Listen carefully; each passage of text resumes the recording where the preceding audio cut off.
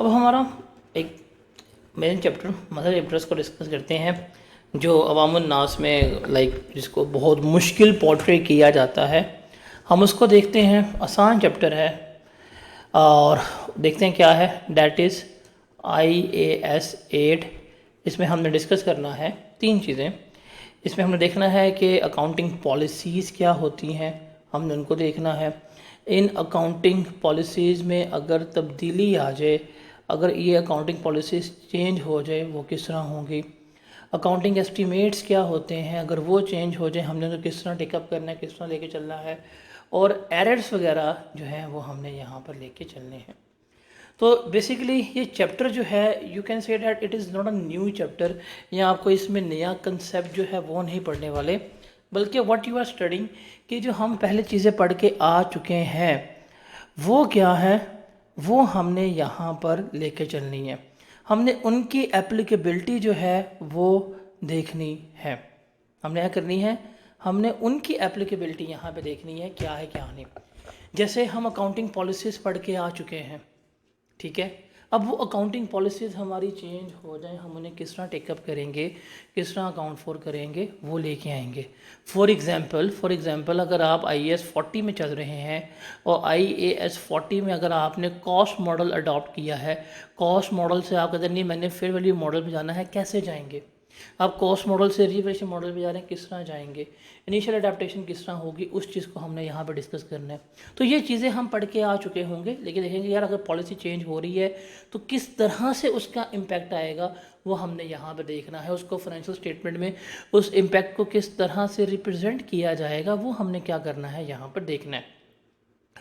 इसके अलावा accounting estimates क्या होते हैं, एस्टीमेट्स भी हम पढ़ के आ चुके हुए हैं। सबसे बड़ी एग्जांपल जो हम PP पढ़ रहे थे IAS 16 में, हमने एस्टीमेट्स ही पढ़े हैं और हम देख के आए हैं कि अगर इन एस्टीमेट्स में चेंजेस वगैरह हो जाएं कैसे उनको टेकअप करेंगे, कैसे फ्यूचर में लेके चलेंगे, कैसे प्रेजेंट करेंगे, फाइनेंशियल स्टेटमेंट कैसे उसका इम्पैक्ट जाएगा वो देखना है। जैसे डेप्रिसिएशन रेट चेंज हो जाए, मेथड चेंज हो जाए, स्क्रैप वैल्यू वगैरह चेंज हो जाए, ये सारा कुछ जो है वो हमने क्या करना है यहाँ पर लेकर चलना है।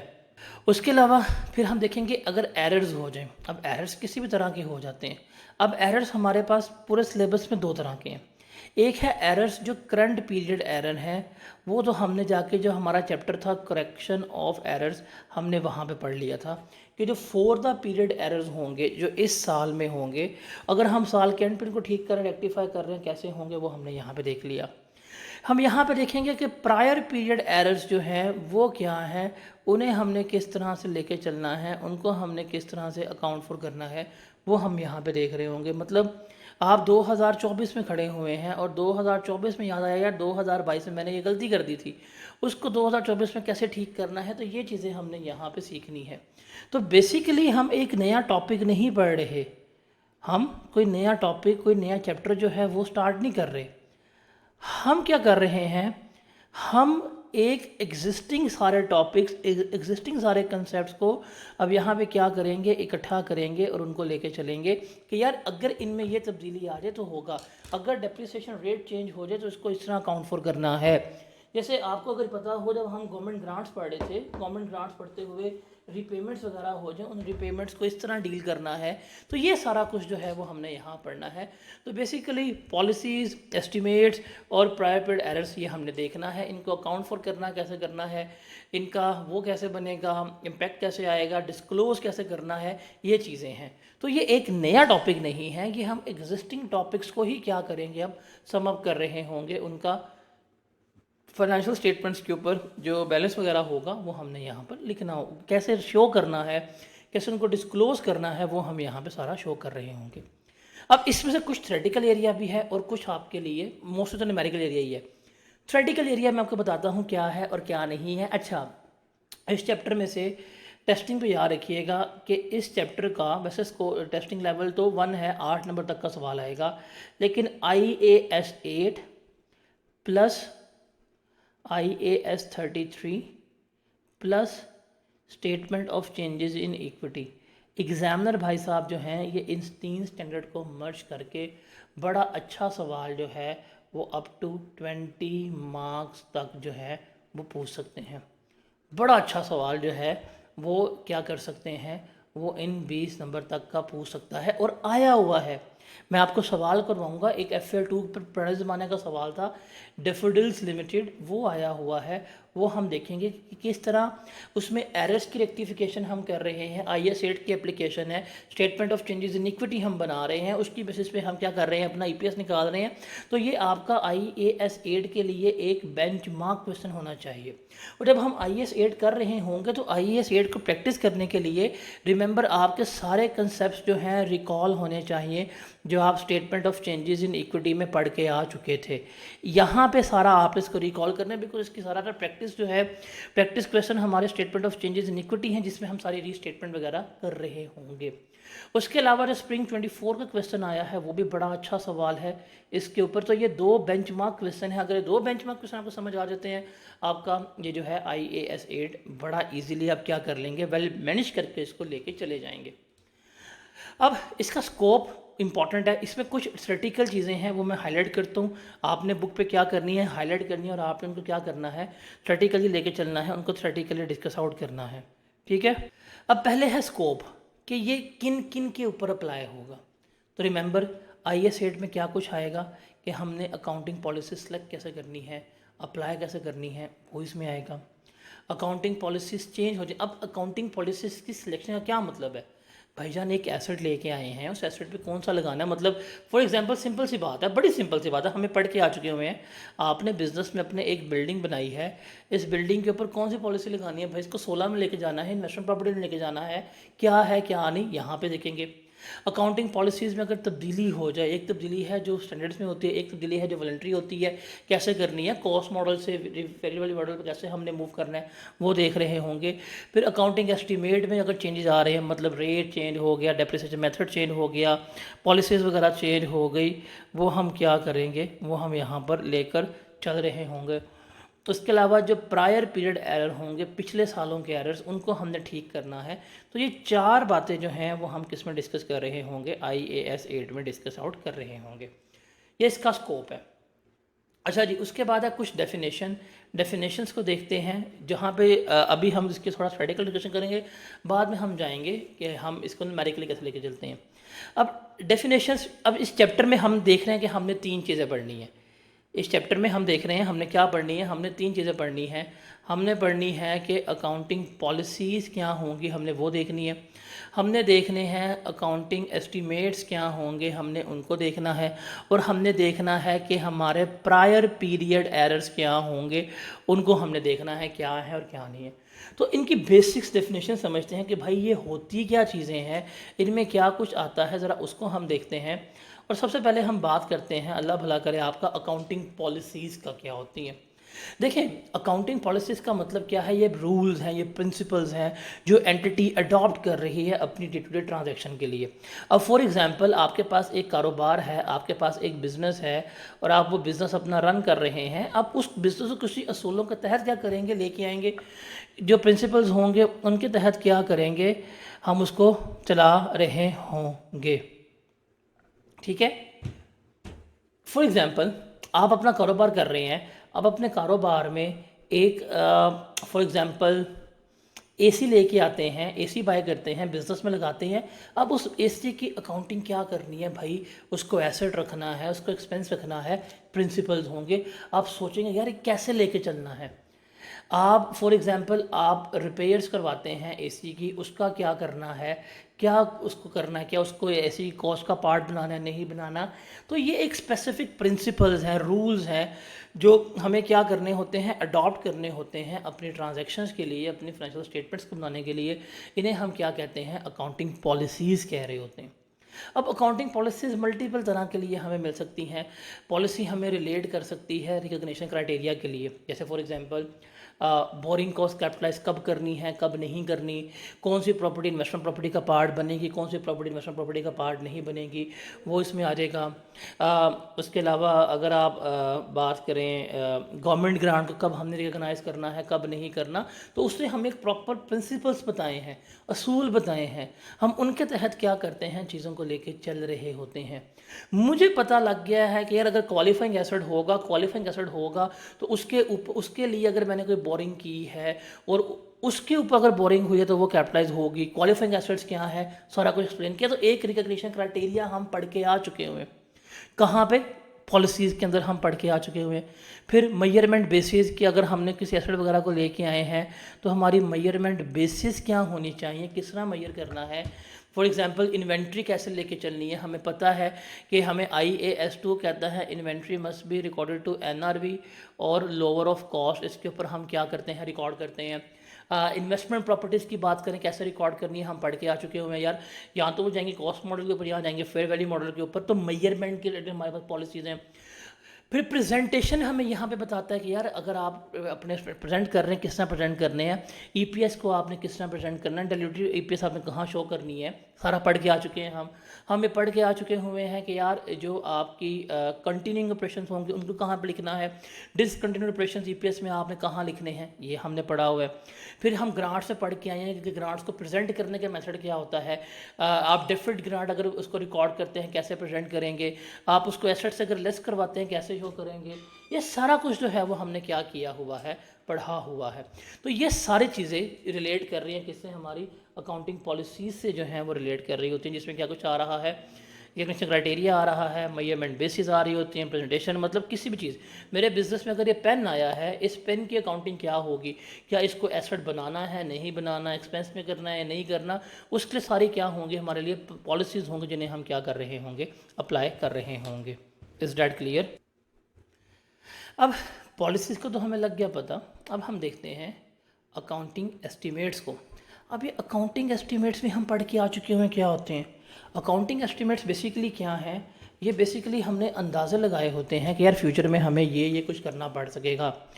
और ये क्या होती हैं बेसिकली, ये जो हमारी प्रोफेशनल जजमेंट्स होती हैं, हमने इन प्रोफेशनल जजमेंट्स के ऊपर बेस करके ये एस्टीमेट लगाए हैं। अब हम कौन कौन से एस्टीमेट पढ़ के आए हैं, देखिए अभी आपको याद होगा हमने डेप्रिसिएशन पढ़ी, फॉर्मूला क्या था, cost minus residual value divided by life. ये एक पूरा एस्टीमेट है। हम अंदाज़ा लगा रहे हैं कि यार ये एसेट 5 साल बाद इतने का बिक जाएगा, हम अंदाज़ा लगा रहे हैं ये एसेट 5 साल चल जाएगा, हम अंदाज़ा लगा रहे हैं कि इसको हमने इस मेथड से डेप्रिशिएट करना है, स्ट्रेट लाइन से, रिड्यूसिंग बैलेंस मेथड से। तो ये सारा एस्टीमेट्स हैं। ये एस्टीमेट सही भी हो सकते हैं, गलत भी हो सकते हैं। मैं एक मशीन लेके आता हूँ जापान से इंपोर्ट करता हूँ, कहता 10 साल चलेगी, वो चलती 5 साल है, एस्टीमेट है, गलत हो सकता है। जब फिर आप एस्टीमेट्स बनाते हैं प्रोविजंस के, आप बैड डेट्स के एस्टीमेट बना रहे हैं कि यार आपको शक है कि इतने % बैड डेट होंगे, आप NRV के एस्टीमेट्स बना रहे होते हैं कि यार इतनी हमारी इन्वेंट्री के एस्टीमेट बना रहे हैं, डिप्रिसिएशन हो गए, प्रोविजंस वगैरह हो गई, फेयर वैल्यू, ये सारे क्या हैं आपके एस्टीमेट्स हैं। अगर पॉलिसीज़ हमने यहाँ पे डील करनी है और हमने यहाँ पे क्या करने हैं, एस्टीमेट्स भी डील करने हैं, क्या होते हैं और क्या नहीं होते।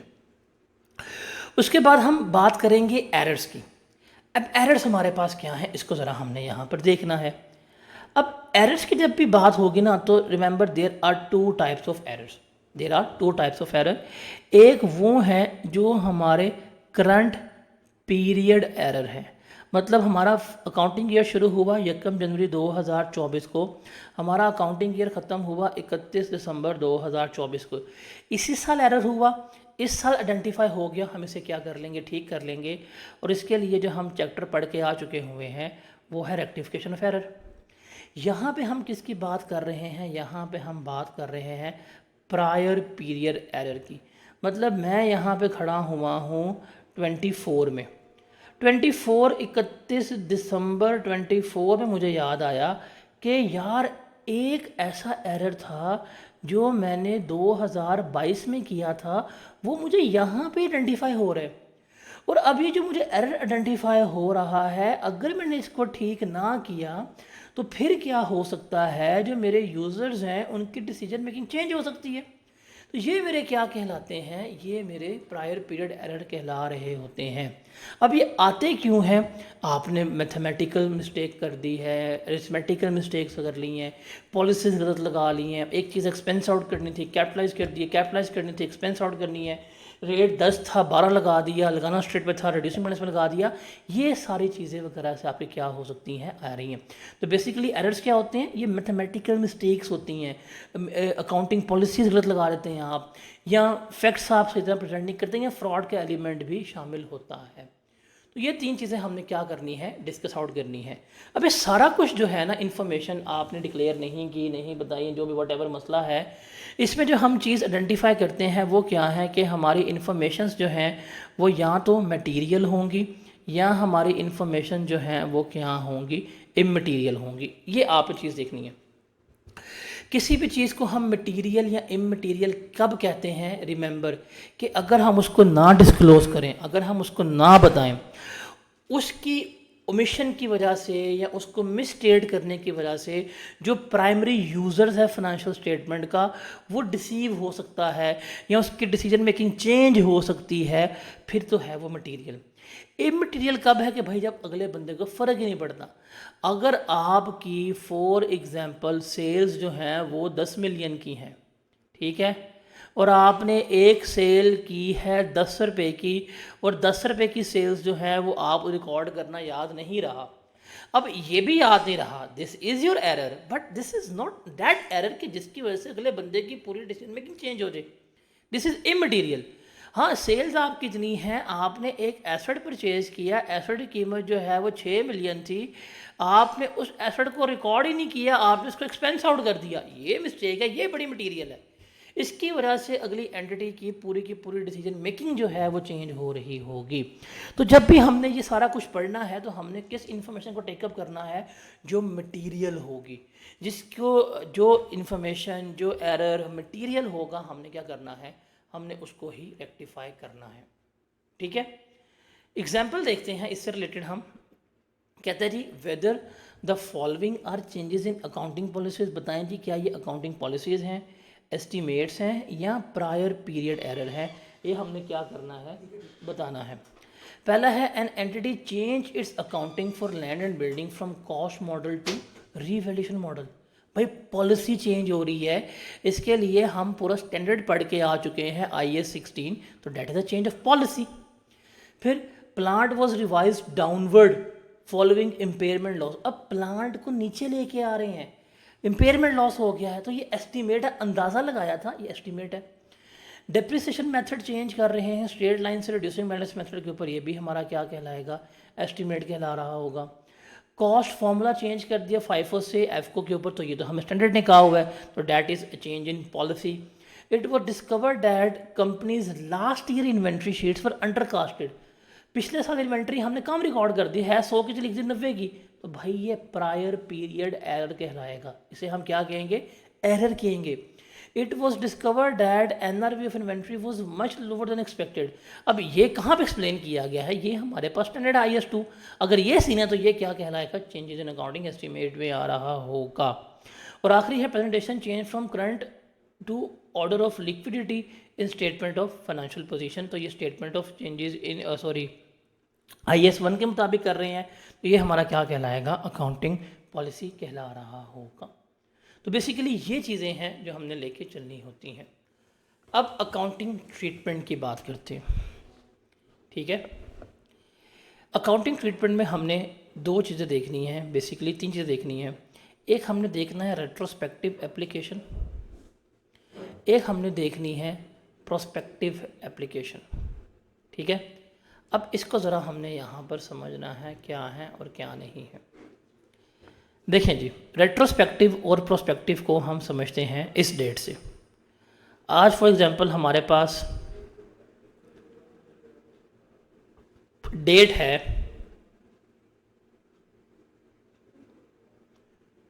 1 जुलाई 2024।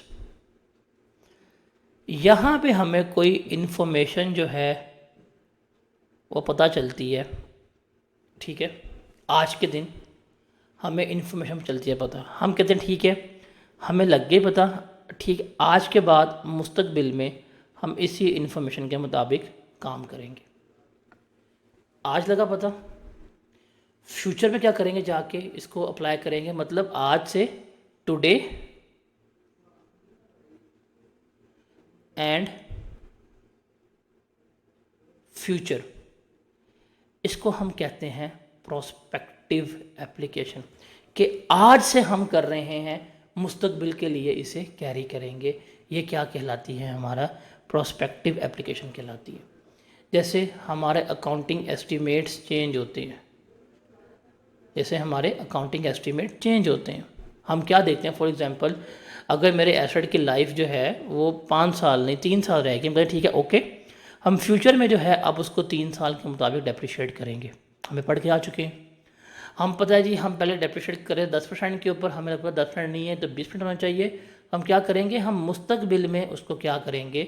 20% पे इसको लेके चल रहे होंगे। तो ये हमारी कहलाती है प्रोस्पेक्टिव एप्लीकेशन, के आज से आगे की तरफ। अगर आपसे बात किया जाए, आपके जी पेपर फेल हो रहे हैं, ये हो गया वो होगा, ज़िंदगी बड़ी है, मोटिवेट करो, और अगर आप आज से करना करें तो आप आज को अपना बेहतर बनाएंगे और आप अपने कल को बेहतर बनाएंगे। आप माजी में जाके अपने आप को ठीक नहीं कर सकते। तो ये है आपकी प्रोस्पेक्टिव एप्लीकेशन जो फ्यूचर में जाएगी। फिर है हमारे पास रेट्रोस्पेक्टिव एप्लीकेशन। क्या है रेट्रोस्पेक्टिव? कि आज की लगी पता इन्फॉर्मेशन, इसका इम्पैक्ट आज से नहीं आएगा, हम इसका इम्पैक्ट कहाँ से लेके जाएंगे? पास्ट में से लेके जाएंगे। कहाँ से? माजी में से। कहाँ से इसका इम्पैक्ट लेके आएंगे? हम माजी में से इम्पैक्ट लेके आएंगे। और माजी में भी कहाँ तक? जहाँ से प्रैक्टिकेबल हो।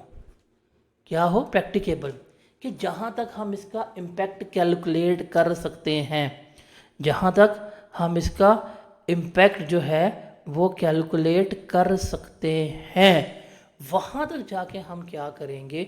इसको रीस्टेट कर रहे होंगे। माइट भी 2 साल तक मैं पिछली स्टेटमेंट चेंज कर लूँ, उससे पिछली कर लूँ। तो ये है, यहाँ पे 2 वर्ड हम इस्तेमाल करते हैं जब हम रेट्रोस्पेक्टिव चल रहे होते हैं। एक होता है जी प्रैक्टिकेबल और दूसरा होता है इम्प्रैक्टिकेबल। प्रैक्टिकेबल का मतलब है कि भाई कहाँ तक पॉसिबल है, कहाँ तक मुमकिन है, वहाँ तक जाके आप उसको ठीक कर सकते हो। इम्प्रैक्टिकेबल का मतलब है कि भाई अब नहीं हो सकता। फॉर एग्जांपल, आपके बिजनेस में आग लग गई, आपके पास डाटा ही रिकवर 1 साल पहले का हुआ, अब वहाँ तक की चीज़ों को ख़त्म सही कर सकते हैं, अगर उससे पहले का था अब वो आप ठीक ही नहीं कर सकते। तो ये है प्रैक्टिकेबल। तो अगर आपके पास कोई इन्फॉर्मेशन है, आप उससे कहते हो यार ठीक है इन्फॉर्मेशन लग गई पता, हम इसको माजी में करेंगे ठीक, और माजी से लेके अभी तक और चलेगी आगे तक, इसको हम क्या कहते हैं? रेट्रोस्पेक्टिव एप्लीकेशन, के भाई पिछला सारा आज और आगे हम लेके चल रहे होंगे। तो ये 2 चीज़ें होती हैं, एक होती है रेट्रोस्पेक्टिव एप्लीकेशन, एक होती है प्रोस्पेक्टिव एप्लीकेशन, जब भी हम इस चैप्टर में डिस्कस कर रहे होंगे। ये क्लियर है आप लोगों को रेट्रोस्पेक्टिव क्या होती है, प्रोस्पेक्टिव क्या होती है? अब देखते हैं जी, रेट्रोस्पेक्टिव एप्लीकेशन का मतलब क्या है कि पॉलिसीज़ वगैरह या वो कंडीशन लगाना इस तरह से ही कि जैसे से वो हमेशा से एग्जिस्ट कर रही हैं, ये है रेट्रोस्पेक्टिव एप्लीकेशन। और रेट्रोस्पेक्टिव स्टेटमेंट क्या होती है कि माजी में जाके हम उसको क्या करते हैं? ठीक कर रहे होते हैं। और प्रोस्पेक्टिव एप्लीकेशन क्या होती है कि कोई भी अकाउंटिंग पॉलिसी है, कोई भी ट्रांजैक्शन है, उसको आज ठीक करेंगे और आज से उसका इम्पैक्ट फ्यूचर में जाएगा।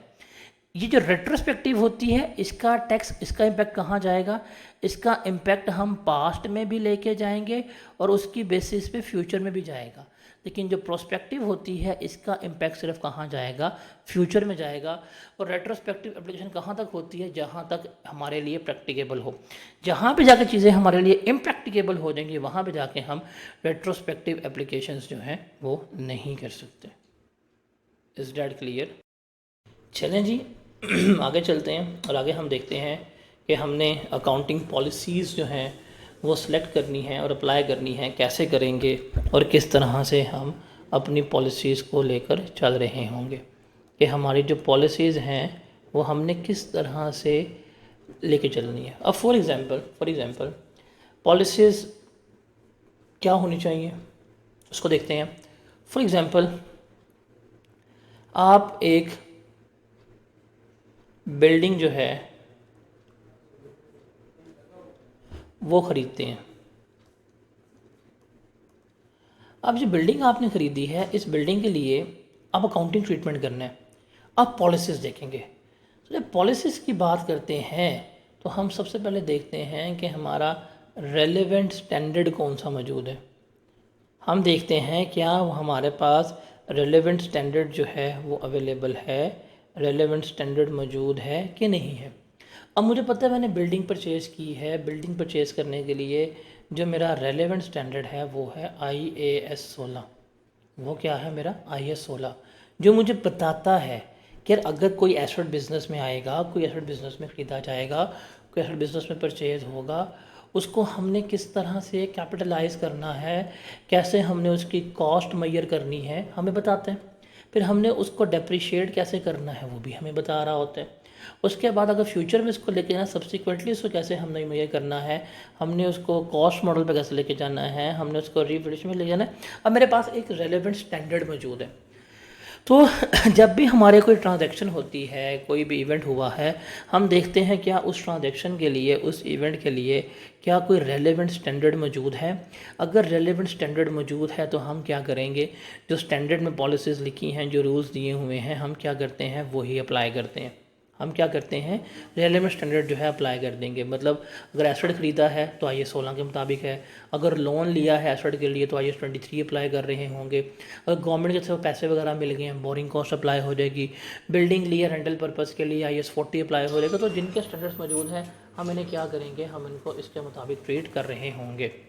अगर हमारे यहाँ पर स्टैंडर्ड मौजूद कितने नहीं हैं, अगर हमारे यहाँ पे मौजूद स्टैंडर्ड कितने नहीं हैं, फिर हम क्या करेंगे, हम आपको जो है, हम आपको अगर फॉर एग्जांपल कोई ऐसा इवेंट हुआ है जिसके लिए कोई रेलेवेंट स्टैंडर्ड मौजूद नहीं है, फिर उसके लिए हमें क्या करनी होती हैं, हमें पॉलिसीज़ जो हैं वो डिसाइड करनी पड़ती हैं। जैसे फॉर एग्जांपल बिल्डिंग के लिए तो स्टैंडर्ड मौजूद है, बिल्डिंग के लिए तो स्टैंडर्ड मौजूद है, लेकिन अगर आपके पास कोई बैड डेट्स हो जाते हैं, बैड डेट्स को रिकॉर्ड करने के लिए कोई स्टैंडर्ड है ही नहीं, कोई स्टैंडर्ड नहीं है। तो अगर पॉलिसीज़ नहीं है तो फिर हमें क्या करनी पड़ती हैं, पॉलिसीज़ जो हैं अपनी बनानी पड़ती हैं। अब जो पॉलिसीज़ हम कैसे बनाते हैं, रिमेंबर जब भी आपने कोई पॉलिसी सेलेक्ट करनी है तो हम किसके जाते हैं, हम रेलेवेंट स्टैंडर्ड को देखते हैं कि अगर स्टैंडर्ड ने उसके बारे में जो बात बताई हुई है, हम क्या करते हैं, हम उसको ही फॉलो कर रहे होते हैं। अगर स्टैंडर्ड एब्सेंट है तो मैनेजमेंट क्या करेगी, मैनेजमेंट अपनी जजमेंट इस्तेमाल करेगी अपनी पॉलिसीज़ को बनाने के लिए। अब वो जजमेंट जब इस्तेमाल करेगी तो उसमें जो उसने अपनी जजमेंट इस्तेमाल करनी है वो क्या होनी चाहिए कि उसमें रेलेवेंट होनी चाहिए जजमेंट के, उसमें रेलेवेंसी हो, इररेलेवेंट डिसीजन मेकिंग ना हो। जो यूज़र्स हैं उनके लिए क्या होनी चाहिए, वो रेलेवेंट होनी चाहिए, उनको इसका फ़ायदा पहुंचना चाहिए। और दूसरा, जो भी पॉलिसीज़ लगाएं, जो भी उसके लिए इन्फॉर्मेशन हो वो रिलायबल भी होनी चाहिए। अब रिलायबिलिटी कैसे ऑब्टेन होती है कि वो इन्फॉर्मेशन जो है फेथफुली रिप्रेजेंट कर रही हो, इकोनॉमिक सब्सटेंस जो है रिफ्लेक्ट हो रहा हो कि भाई इसमें क्या मुआशी अमल दखल है, न्यूट्रल हो, उसमें कोई बाइसनेस का एलिमेंट ना हो, प्रूडेंस का कंसेप्ट उस पर अप्लाई हुआ हो और मटेरियल होनी चाहिए, तो फिर ही क्या होगी, वो रिलायबल होगी। तो मैनेजमेंट ने जब भी कोई पॉलिसीज़ बतानी है तो वो रेलेवेंट होनी चाहिए और रिलायबल होनी चाहिए। अब वो पॉलिसीज़ बनाने के लिए क्या कर सकते हैं, IFRS दे सकते हैं, या इस तरह के रिलेटेड इश्यूज़ दे सकते हैं, या कंसेप्चुअल फ्रेमवर्क दे सकते हैं, या दूसरे स्टैंडर्ड बॉडीज़ इस तरह के इवेंट को किस तरह से डील कर रही हैं, या मार्केट किस तरह से डील कर रही है, उसके बेसिस पे क्या कर रहे होते हैं, अपनी पॉलिसीज़ वो डिसाइड कर रहे होते हैं। ये है जी एप्लीकेशन ऑफ पॉलिसी। जैसे फॉर एग्जांपल IAS 16 ने अलाउ किया है कि कॉस्ट मॉडल भी इस्तेमाल हो सकता है और रिवैल्यूएशन भी इस्तेमाल हो सकता है। यहाँ पे IAS 16 ने बता दिया हुआ है कि आप कौन सा मॉडल आप अप्लाई कर सकते हैं। तो अगर आप रिवैल्यूएशन मॉडल अप्लाई करेंगे तो आप पूरा जो अपना प्रॉपर्टी प्लांट इक्विपमेंट जो है वो किसके ऊपर लेके चलेंगे, वो आप अपना रिवैल्यूएशन मॉडल के तहत ही रिकॉर्ड कर रहे होंगे। अच्छा, जब पॉलिसी हम अप्लाई करते हैं, रिमेंबर वन थिंग, हमने पॉलिसी में कंसिस्टेंसी भी डेवलप करनी होती है। ये नहीं है कि जब दिल किया तो आपने जी रिवैल्यूएशन मॉडल कर लिया, जब आपने दिल किया तो आपने कॉस्ट मॉडल कर लिया, ऐसे नहीं होना चाहिए। अगर आपने रिवैल्यूएशन मॉडल किया है तो फिर हम क्या करेंगे, हम उसको रिवैल्यूएशन के मुताबिक ही लेके चलेंगे। अगर आपने फ़ैसला कर लिया है हर साल रीवैल्यूएशन होगी तो हर साल ही क्या करेंगे, आप उसको रीवैल्यू कर रहे होंगे। तो ये आपकी कंसिस्टेंसी होनी चाहिए जब आपने पॉलिसीज़ जो हैं वो क्या करनी है, डिसाइड करनी होती हैं। उसके बाद है चेंजेस इन अकाउंटिंग एस्टीमेट्स। हमारे एस्टीमेट्स जो हैं वो भी क्या हो सकते हैं, वो भी हमारे चेंज हो सकते हैं। अब जब हमारे एस्टीमेट्स चेंज होंगे तो उसको हमने किस तरह से डील करना है वो हमने यहाँ पे देखना है। अब बेसिकली जब हम इस एस्टीमेट्स की बात करते हैं तो एस्टीमेट्स होते क्या हैं। अगर हम बात करें एस्टीमेट्स की तो व्हाट आर एस्टीमेट्स। एस्टीमेट्स हम कहते किसे हैं। एस्टीमेट्स जो हैं ये हमारे बेसिकली अंदाज़े होते हैं। ये हमारे क्या होते हैं, बेसिकली अंदाज़े होते हैं जो हमने लगाए होते हैं, जो हमने कैलकुलेट किए होते हैं। जैसे फॉर एग्जांपल डेप्रिसिएशन इटसेल्फ एक एस्टीमेट है, रेजिडुअल वैल्यू एस्टीमेट है, लाइफ जो है वो एस्टीमेट है, रेट जो है ये एस्टीमेट है। ये सारे एस्टीमेट्स होते हैं। उसके अलावा हम कह सकते हैं आप जो प्रोविजंस वगैरह बना रहे होते हैं ये सारे एस्टीमेट्स होते हैं।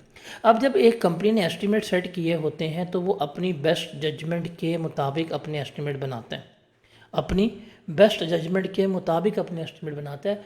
वो एस्टीमेट ठीक भी साबित हो सकते हैं, वो एस्टीमेट गलत भी साबित हो सकते हैं। Estimate can be right, estimate can be wrong. अब अगर एस्टीमेट रॉन्ग हो जाए इसका मतलब ये नहीं है कि हमने फ्रॉड कमिट कर दी है, गलती हो गई है। अब हमने क्या करना है, उन एस्टीमेट्स को ठीक करना है, उनको अकाउंट फॉर करना है।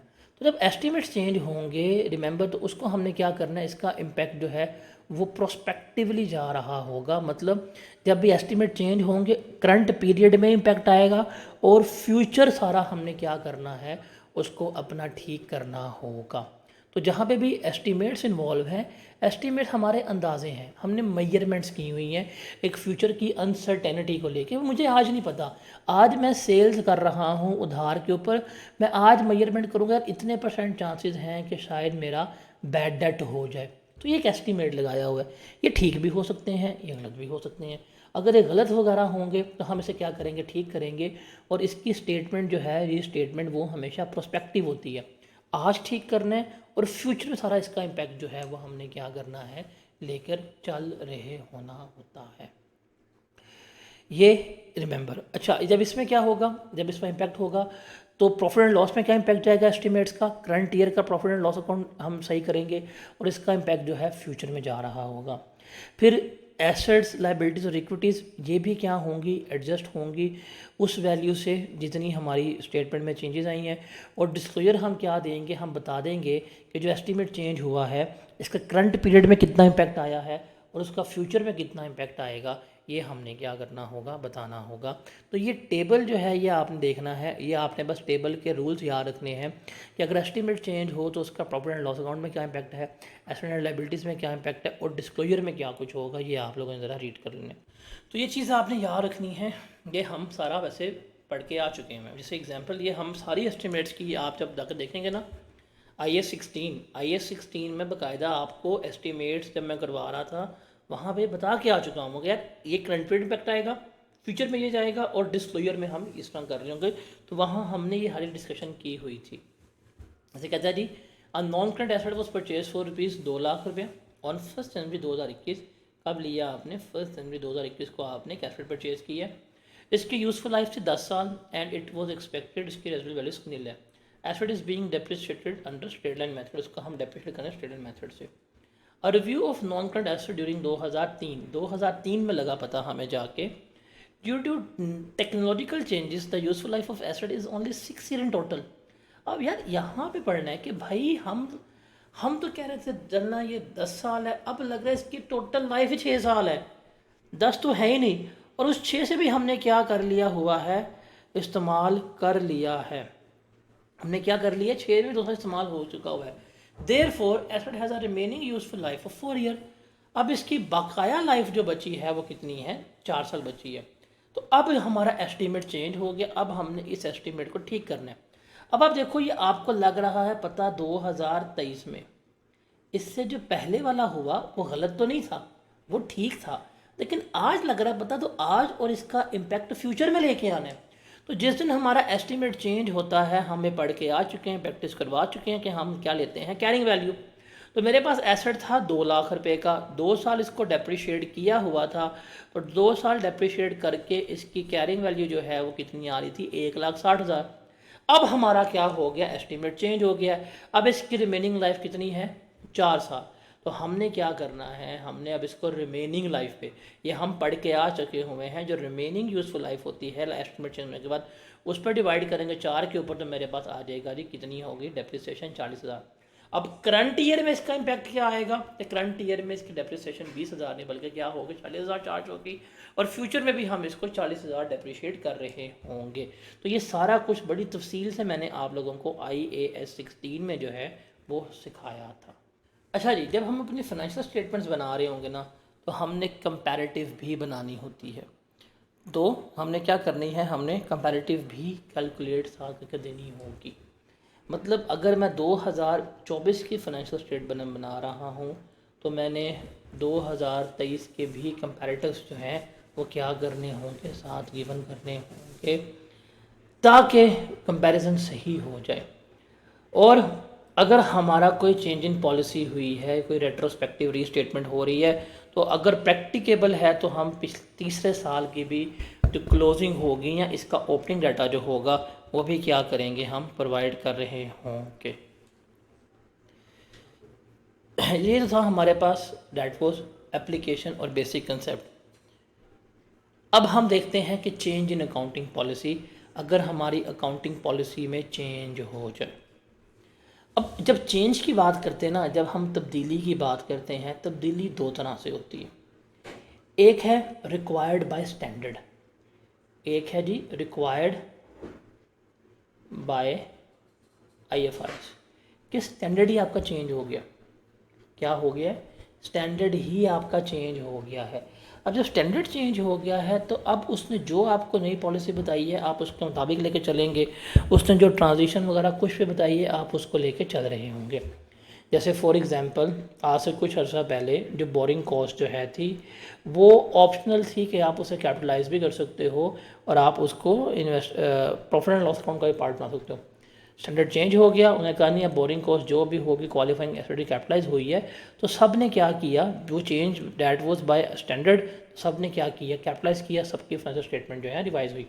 That change in policy was required by standard, ये है स्टैंडर्ड। और एक होता है हमारे पास वॉलेंट्री चेंज, कि स्टैंडर्ड ने नहीं कहा लेकिन हमने ज़्यादा रेलेवेंट इन्फॉर्मेशन लेते हुए क्या कर रहे हैं, अपनी फाइनेंशियल स्टेटमेंट को रेलेवेंट करने के लिए, रिलायबल करने के लिए हम क्या कर रहे हैं, हम अपनी पॉलिसीज़ जो हैं वो चेंज कर रहे होते हैं। इसमें जो चेंज बाय स्टैंडर्ड होगा वो बड़ा रेलेवेंट होगा। उसमें ट्रांजिशन जो है वो हमें गिवन होगी कि क्या हमारी ट्रांजिशन है, किस तरह से हम उसको लेके चल रहे हैं। हमें बताया जाएगा कि ओल्ड में क्या था, न्यू में क्या है, ट्रांजिशन कैसे होनी है, सारा कुछ जो है वो हमें क्या किया जाएगा, स्टैंडर्ड बताया जाएगा। वॉलंटरी जब चेंजेस हो रही होगी, फिर उसमें हमने बताना है कि हमने कौन सी एप्लीकेशन पॉलिसी करनी है, कैसे डिफ्रेंशिएट होगा, कौन से ट्रांजैक्शन होंगे, कौन से मटेरियल हैं, कौन से इमटेरियल है, किसके पर इसका इम्पैक्ट इमटेरियल है, किस पे इसका इम्पैक्ट इमटेरियल है, ये हमने क्या करना होगा, बताना होगा। ठीक है सर। इसके बाद याद रखिएगा कि अगर आपने एक इवेंट ही बिजनेस में फर्स्ट टाइम हुआ है और फर्स्ट टाइम ही आप पॉलिसी अडॉप्ट कर रहे हैं, that is not a change in policy, that is a application of policy. मतलब आपने फर्स्ट टाइम एसेट लिया और फर्स्ट टाइम ही रीवैल्यूएशन कर रहे हैं, that is not a change of policy, that is a application of policy, ये कहला रही होती है। अब जब हम बात करते हैं एप्लीकेशन ऑफ पॉलिसी में या चेंज इन पॉलिसी में, तो क्या कुछ आता है। अब ये हमारे सिलेबस से रिलेट कर रहा है, मैं इसको रीड करता हूँ। इसको देखिएगा कि जब हम इनिशियल एप्लीकेशन होती है ना, रिवैल्यूएशन मॉडल के अंडर IAS 16 कर रहे हैं या IAS 38 कर रहे हैं, ये हम रेलेवेंट स्टैंडर्ड के मुताबिक कर रहे हैं। हमें स्टैंडर्ड ने बताया हुआ है कि हम अपनी पॉलिसी को क्या कर सकते हैं, चेंज कर सकते हैं। हम IAS 16 में पढ़ के आ चुके हुए हैं कि यार अगर आपने कॉस्ट मॉडल से रीवैल्यूएशन मॉडल में जाना है, किस तरह जाया जाएगा, सारा कुछ बताया हुआ है। हमने क्या किया है, सारा कुछ उसने हमें बताया हुआ है, तो हम क्या करते हैं, उसको उसी तरह लेके चलते हैं। ये है इनिशियल एप्लीकेशन कि करना कैसे है। तो ये हम करेंगे रेलेवेंट स्टैंडर्ड के मुताबिक कि जी इस साल हमने फैसला किया, मेरी एक प्रॉपर्टी जो है कॉस्ट मॉडल के ऊपर थी, अब वो चली गई है रीवैल्यूएशन मॉडल, मैंने कर लिया। लेकिन अब क्या करना पड़ेगा, इसकी वजह से मेरी अकाउंटिंग पॉलिसी चेंज हुई है, मेरा एसेट्स की वैल्यू चेंज हुई है, अब इसका इम्पैक्ट आएगा। अब मुझे ना जब कॉस्ट मॉडल से रीवैल्यूएशन मॉडल पे जा रहा हूँगा, मुझे कोई ट्रांजिशन नहीं गिवन की होती कि कैसे है कैसे नहीं है, लेकिन ये चेंज होने की वजह से जो इम्पैक्ट होगा उसको मैंने क्या करना है, फाइनेंशियल स्टेटमेंट में सारा रीस्टेट करना है, और वो मैं किसके मुताबिक करूँगा, IAS 8 के मुताबिक कर रहा हूँगा। अगर मेरी मेजरमेंट बेसिस चेंज हुई है, उसका इस साल के प्रॉफिट पे क्या इम्पैक्ट होगा, लास्ट ईयर के प्रॉफिट में क्या इम्पैक्ट होगा, या प्रीवियस जहाँ तक पॉसिबल है यहाँ पे बताऊँगा। कॉस्ट फार्मूला चेंज हो रहे हैं या इन्वेस्टमेंट प्रॉपर्टी के मॉडल चेंज हो रहे हैं, तो वो हम कहाँ किसके मुताबिक देखेंगे, IAS 8 के मुताबिक देखें। जो प्रॉफिट्स के ऊपर इम्पैक्ट आना है, जो फाइनेंशियल स्टेटमेंट्स के ऊपर इम्पैक्ट आना है, वो हम किसके मुताबिक देखते हैं, IAS 8 के मुताबिक देखते हैं। तो 16 तो हम पढ़ के आ चुके हैं, 16 में ये देखा हुआ है कॉस्ट मॉडल से रीवैल्यूएशन मॉडल में जाना कैसे है, ये हमने सीख लिया है। लेकिन अब वो जाने के बाद तो 16 का काम पूरा हो गया, फाइनेंशियल स्टेटमेंट्स पे क्या क्या इम्पैक्ट आना है वो हम IAS 8 में कहेंगे। इस साल प्रॉफिट में क्या रहेगा, इस साल बैलेंस शीट में क्या रहेगा, लास्ट ईयर में क्या जाना है, उससे पहले क्या जाना है, वो हमने क्या देखना होगा, यहाँ पर काउंट करना होगा। अब चलते हैं आगे। अब हमें पता है कि यार रेट्रोस्पेक्टिव एप्लीकेशन तो देखनी है। अब प्रोस्पेक्ट, चूँकि हमने एस्टीमेट्स तो पढ़े हैं ना, हम लोगों ने एस्टीमेट्स जो हैं वो तो पढ़े हैं। एस्टीमेट्स में हमें चलता पता कि यार एस्टीमेट चेंज होगा, 2024 में डेप्रिसिएशन का मेथड चेंज हुआ है, 24 को एडजस्ट कर लो और फ्यूचर जो है वो न्यू के मुताबिक चीज करना। ये थी प्रोस्पेक्टिव। ये सीधी बात, नो बकवास कहानी जो है बड़ी आसान है। हमने अब देखना है रेट्रोस्पेक्टिवली ट्रीटमेंट क्या होगा। रेट्रोस्पेक्टिव ट्रीटमेंट का तो हमें पता लग गया यार, रेट्रोस्पेक्टिव का मतलब है कि भाईजान आज पंगा पड़ा है, इसको आज भी ठीक करो, पीछे जाके भी इसको सही करो और उसके इम्पैक्ट को आगे तक कैरी करो। ये रेट्रोस्पेक्टिव है। अब ये रेट्रोस्पेक्टिव ट्रीटमेंट हमने करना कैसे है वो हमने यहाँ पे देखना है। ये रेट्रोस्पेक्टिव एप्लीकेशन जो है करनी कैसे, हमें ये लगे पता भाई ये चीज़ रेट्रोस्पेक्टिवली ठीक होगी, ये क्या होगी, रेट्रोस्पेक्टिवली चलेगी, मतलब प्रीवियसली जहाँ तक प्रैक्टिकेबल है वहाँ तक लेके चलेंगे। बट करना कैसे है, इसमें रिमेंबर आपको सबसे पहले देखना पड़ेगी 3 चीज़ें। सबसे पहले, क्योंकि अभी पॉलिसी की बात कर रहे हैं, तो अकाउंटिंग पॉलिसी में हम देखेंगे कि अकाउंटिंग पॉलिसी अगर चेंज हुई है तो उसका करंट ईयर में इम्पैक्ट निकालना है आपने सबसे पहले। आप IAS 8 का सवाल भी करते होंगे, IAS 8 का सवाल में 2 चीज़ें हैं जो हमने रेट्रोस्पेक्टिव लेके चलनी है, एक चीज़ वो है जो हमने प्रोस्पेक्टिवली लेके चलनी है। तो सबसे पहले हम निकालेंगे कि भाई करंट ईयर में हुआ क्या है, एलिमेंट क्या चेंज हुआ है उसको देखेंगे, पॉलिसी क्या चेंज हुई है उसको देखेंगे। फिर हम उससे देखेंगे, उसका निकालेंगे पीरियड एंड इफेक्ट, कि एक साल का इम्पैक्ट कितना है या एक साल का इफेक्ट कितना है वो हम निकालेंगे। इसका टेबल जो बनाना है हम देखेंगे, मतलब एक साल का इम्पैक्ट कितना आ रहा है वो हमने क्या देखना है, वो हमने यहाँ पर कैलकुलेट करना है। और तीसरा हम फिर निकालेंगे क्यूमुलेटिव इम्पैक्ट। और एक क्यूमुलेटिव इम्पैक्ट जो है ये हमारे लिए इम्पोर्टेंट होगा, बिकॉज क्यूमुलेटिव इम्पैक्ट की वजह से हम क्या कर रहे होंगे, हम अपनी तमाम चीज़ें जो हैं उनकी रीस्टेटमेंट कर रहे होंगे। क्यूमुलेटिव का मतलब है कि हम सालों को जमा करके उसका इम्पैक्ट निकालेंगे। जब रीस्टेटमेंट की बात करेंगे तो रीस्टेटमेंट जितनी अर्लीस्ट होगी, रीस्टेटमेंट जितनी अर्लीस्ट होगी, जहाँ तक हम जा सकते, जहाँ तक प्रैक्टिकेबल है, जहाँ तक मुमकिन है, हम क्या करेंगे, हम रीस्टेट करेंगे। तो कंपैरेटिव्स हम वहाँ तक बना रहे होते हैं। अब ये रीस्टेटमेंट हमारे सिलेबस में है कहाँ तक की, मैं कभी बताता हूँ। फॉर एग्जांपल कोई भी जैसे पॉलिसी जो है चेंज होगी 2024 में, पॉलिसी चेंज हुई है 2024 में। अब देखें 2024 का मतलब है ईयर एंड जो है 31 दिसंबर 2024, एक तो यहाँ पे आना चाहिए, एक इसका ओपनिंग बैलेंस होगा 1 जनवरी 2024, यहाँ पे आना चाहिए। फिर हमारे पास आएगा 2023 तो हमारे पास कंपैरेटिव है, हमने इसमें भी लिख लेना है। अब देखिए यहाँ पे आएगा मेरे पास 31 दिसंबर 2023 और यहाँ पे आएगा मेरे पास 1 जनवरी 2023 और जहाँ तक मुमकिन है वहाँ तक जाओ। मतलब इसका जो ओपनिंग बैलेंस है 2022, अगर यहाँ तक रीस्टेटमेंट होती है तो यहाँ तक जाके रीस्टेटमेंट करनी पड़ेगी और हमारे सिलेबस में है यही।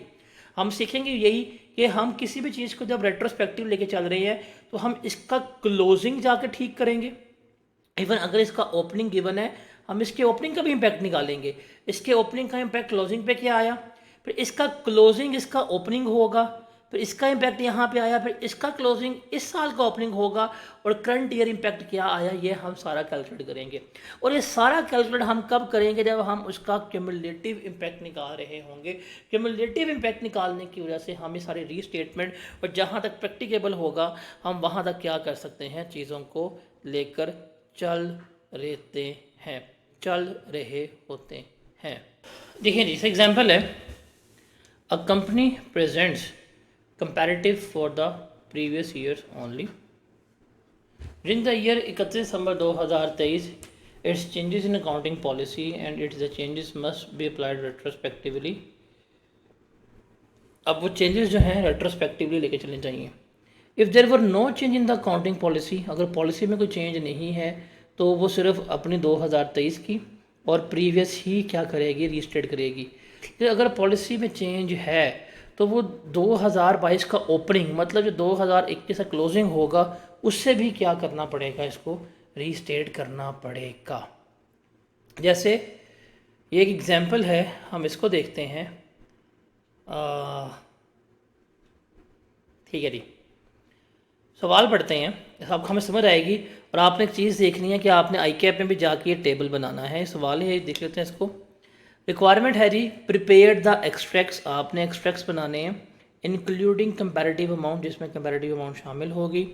Statement of financial position of KEL के एसओएफपी के 31 दिसंबर 2024 तक, statement of profit and loss के 31 दिसंबर 24 तक, और statement of changes in equity. ये हमारे लिए बड़ा इंपॉर्टेंट है बिकॉज ये सवाल हमें मिलेगा SOCIE में और EPS के साथ कंबाइन करके, ये इंपॉर्टेंट है। अच्छा जी, वो कहता है following information has been extracted from the financial statement of Kashif engineering Limited. ये उसने इन्फॉर्मेशन जो है निकाली है काशिफ इंजीनियरिंग लिमिटेड में से 31 दिसंबर 2024 के लिए। ये इन्फॉर्मेशन है काशिफ इंजीनियरिंग लिमिटेड की। ये है current year draft, last year audited, उससे पिछला ऑडिटेड डाटा उसने हमें यहाँ पर गिवन किया हुआ है। उसने कहा जी इस साल का डेप्रिसिएशन एक्सपेंस है नेगेटिव है, 27 मिलियन, 28 था, 22 था। नेट प्रॉफिट है इस साल का 84, 98, 72। ओके। प्रॉपर्टी प्लांट इक्विपमेंट है 1457, 1567, 1534। इन्वेस्टमेंट प्रॉपर्टी 134, 138, 142 का है। रिटेन अर्निंग 458, ये सारा उसने हमें गिवन किया है।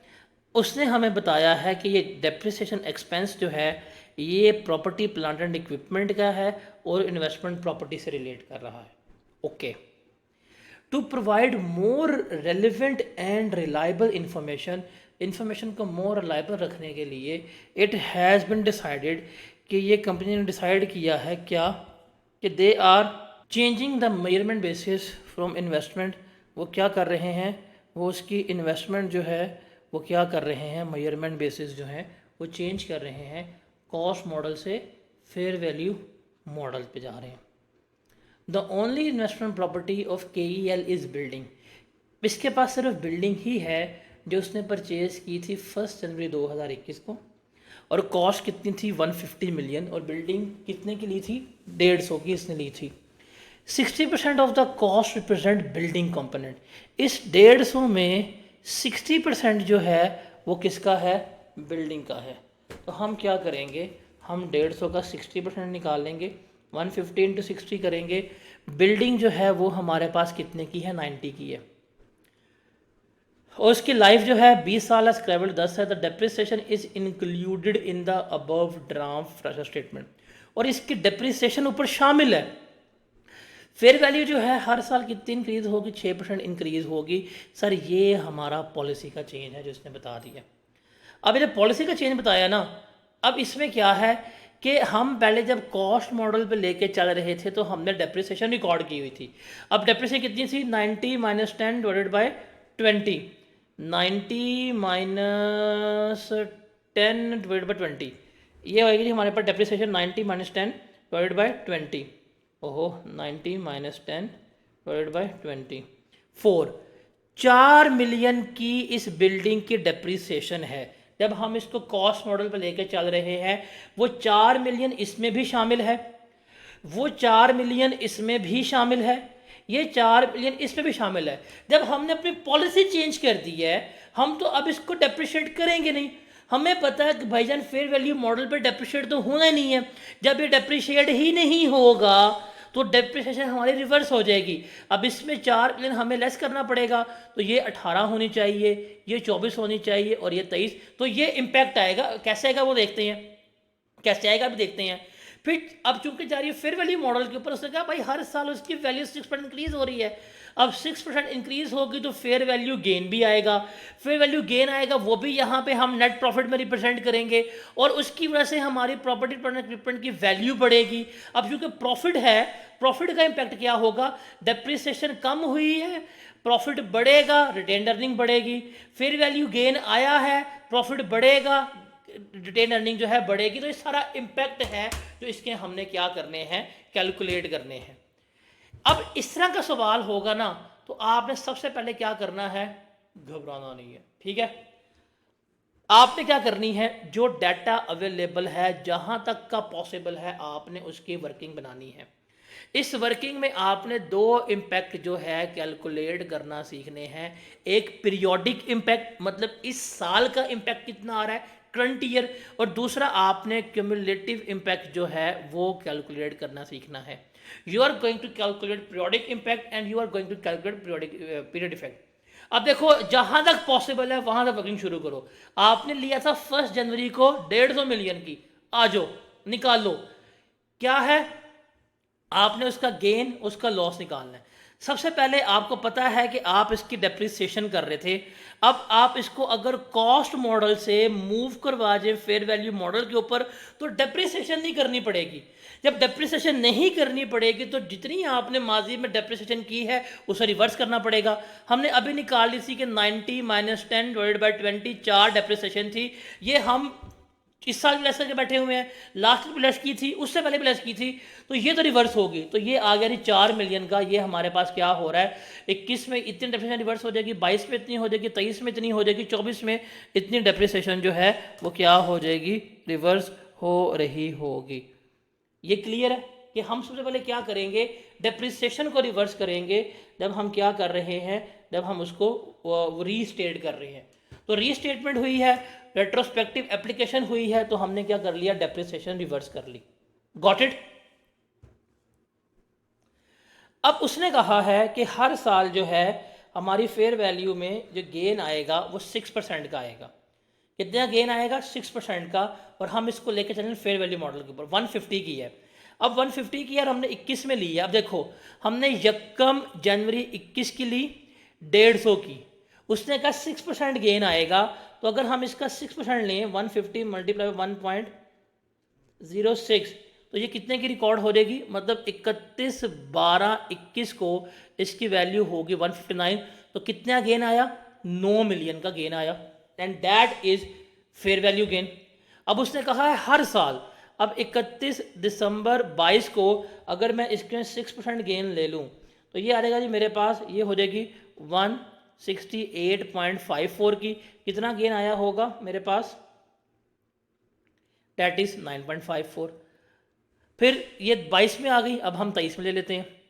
अगर 31 दिसंबर 23 की वैल्यू लिखूं, 168.54 मल्टीप्लाई बाय 1.06, तो क्लोजिंग वैल्यू बनेगी इसकी यहाँ पे 178.65, और 178.65 माइनस 168.54, ये कितना बनेगा हमारे पास, 10.11। यहाँ पे 10.11 का गेन आया।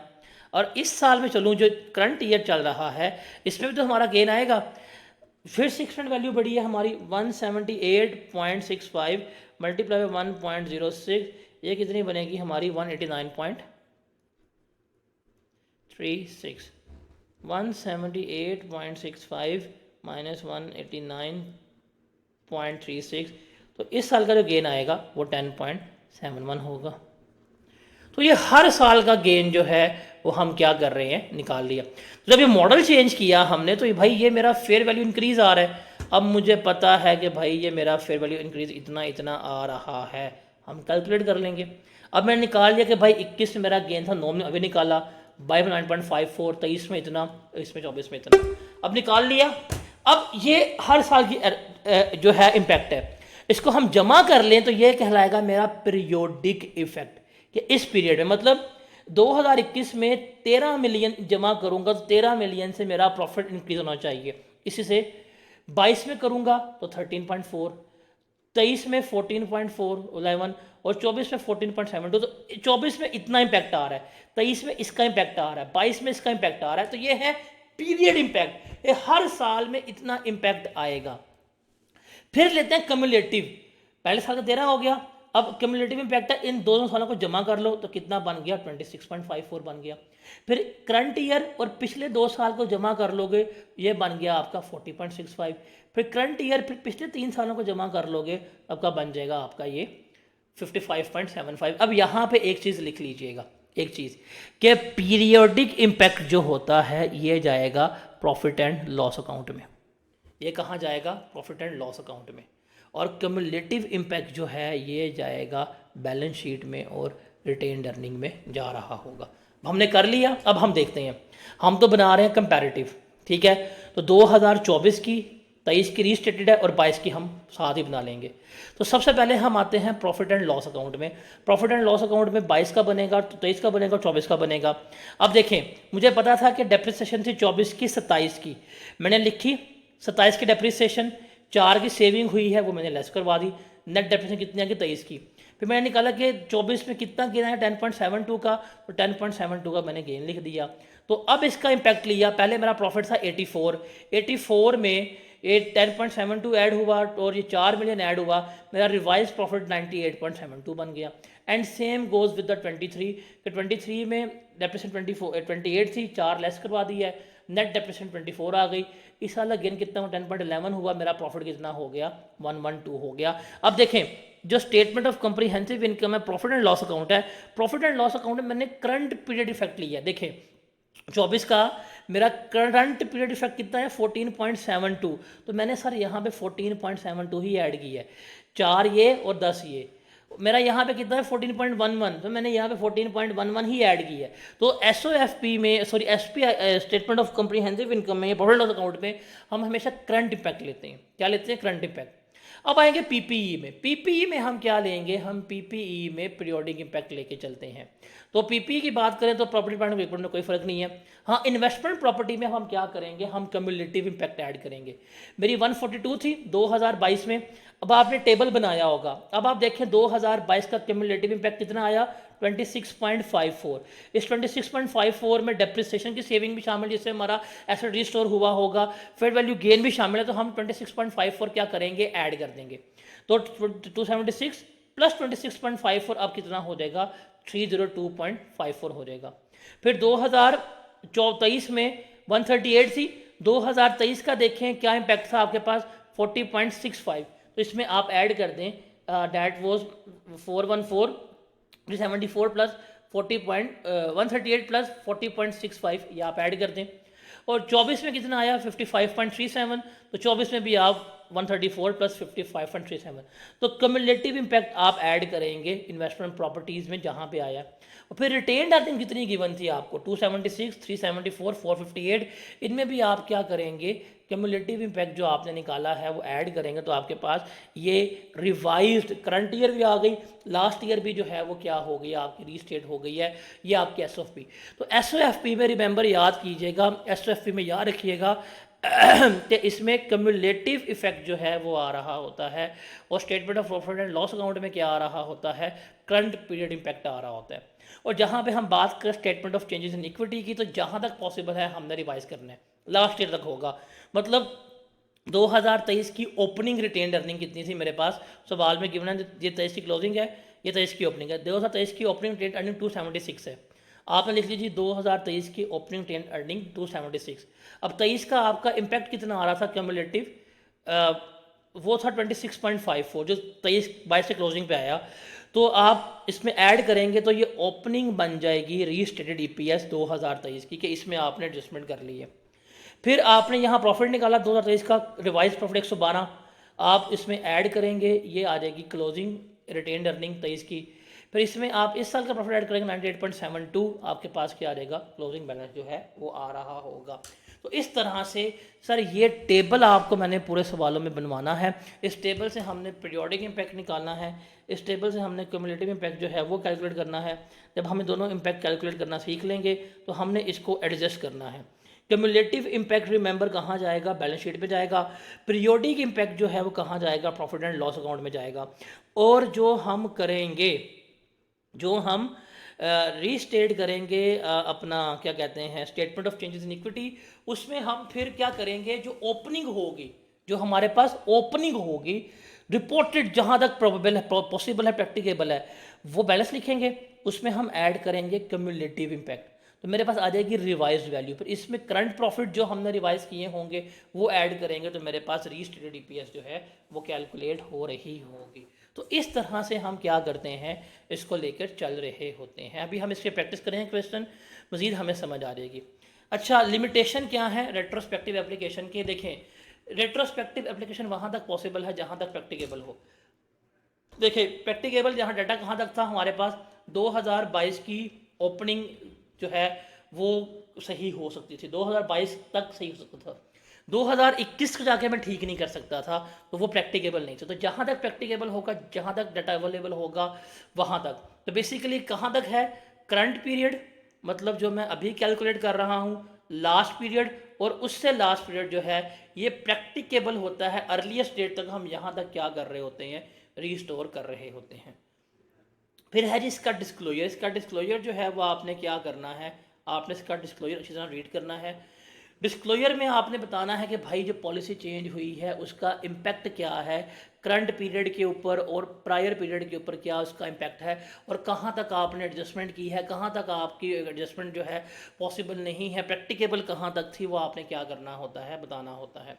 अब डिस्क्लोजर दो तरह के होंगे, अगर आपकी पॉलिसी चेंज हुई है और change due to IFRS standard है, तो बताएंगे भाई स्टैंडर्ड कौन सा है, चेंज क्या हुई है पॉलिसी, ट्रांजिशन क्या थी, करंट पीरियड में एडजस्टमेंट क्या हुई है, प्रैक्टिकेबल कहाँ तक थी, इम्प्रैक्टिकेबल एडजस्टमेंट कौन सी नहीं है बताएंगे। अगर वॉलंटरी चेंज है तो कौन सी नेचर चेंज हुई है, रीज़न क्या हुई है पॉलिसी चेंज करने की, करंट पीरियड की एडजस्टमेंट क्या है, प्रीवियस पीरियड की एडजस्टमेंट क्या है, वो आप बताएंगे। और इसके अलावा इसकी एडजस्टमेंट का ईपीएस के ऊपर क्या इम्पैक्ट होगा वो भी बताएंगे। और मैं आपको बार बार बता रहा हूँ, IAS 33 और IAS 8 ये दोनों मिलकर बड़ा अच्छा सवाल बनता है। उसके अलावा प्रैक्टिकेबल कहाँ तक था और कहाँ तक प्रैक्टिकेबल नहीं था, इसकी रीज़न क्या थी, ये आपने क्या करना होगा, डिस्क्लोजर में गिवन करना होगा। तो ये डिस्क्लोजर नोट जो है वो क्या करना है, ज़रा आपने बेहतर तरीके से पढ़ना होता। आगे चलते हैं और आगे आप डिस्कस करते हैं हम जो हमारे प्रायर पीरियड एरर्स होते हैं उनको डिस्कस करते हैं, उनका क्या ट्रीटमेंट है और क्या नहीं होगा उनको हम देखते हैं। एरर्स की डिस्कशन करते हैं। हमारा पॉलिसी जो है वो हमारे डिस्कस हो गई थी कि पॉलिसी का ट्रीटमेंट क्या होता है, हमने इसको बड़ा तफसील में डिस्कस किया था। फिर पॉलिसी का चेंजेस जो है वो भी हमारे डिस्कस हो गए थे, हमने पॉलिसी के डिस्क्लोजर वगैरह भी हमने कर लिए थे, एस्टीमेट जो है वो हम ऑलरेडी डिस्कस करके आ रहे होते हैं। अब हम आगे चलते हैं, आगे मूव करते हैं और हम डिस्कस आउट करते हैं प्रायर पीरियड एरर्स का। अब प्रायर पीरियड एरर्स का मतलब क्या है कि जो हम माजी में मिस्टेक करके आ चुके हुए हैं, चाहे वो इंटेंशनली हुई हैं फ्रॉड के वजह से या अनइंटेंशनली हुई हैं, कोई अरिथमेटिकल एरर हो गया, कोई मैथमेटिकल एरर हो गया, वो सारा हमें अब लग रहा है पता, उसको हमने क्या करना है, उसको हमने यहाँ पर ठीक करना है। तो देखिए जब एरर्स की बात की जाती है तो एरर्स जो हैं वो हमारे पास दो तरह के होते हैं। एक है मेरे पास जो करंट पीरियड एरर है, एक है मेरे पास जिन्हें हम कहते हैं करंट पीरियड एरर्स, और दूसरे हैं हमारे पास प्रीवियस पीरियड के एरर्स हैं। उसमें करंट पीरियड के एरर्स तो हम करेक्शन ऑफ एरर में सीख के आ चुके हुए हैं कि आपका फाइनेंशियल ईयर शुरू हुआ 1 जनवरी 2024 पे, और आपका फाइनेंशियल ईयर एंड हुआ जाके 31 दिसंबर 2024 पे। यहाँ पे इस साल में कोई मिस्टेक हुई है, जब आप अपनी रिपोर्टिंग कर रहे थे, फाइनेंशियल स्टेटमेंट बना रहे थे, वहाँ पे आपको आइडेंटिफाई हो गया, आप उसे क्या कर लेंगे, रेक्टिफाई कर लेंगे। और रेक्टिफिकेशन जो है हम ये सीख के आ चुके हैं।